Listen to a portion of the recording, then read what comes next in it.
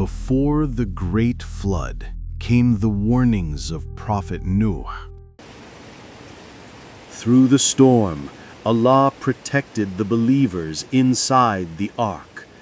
They held to their faith as the world outside was washed clean.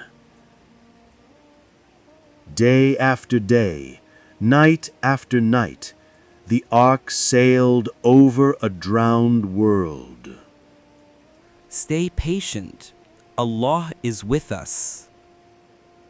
At last, Allah commanded the sky to stop its rain and the earth to swallow its water. The ark came to rest on a mountain as sunlight returned. Nuh and the believers stepped out onto a changed earth, a world cleansed of arrogance and injustice. It was a new beginning for a new people. The story of Nuh is not just a story of a flood.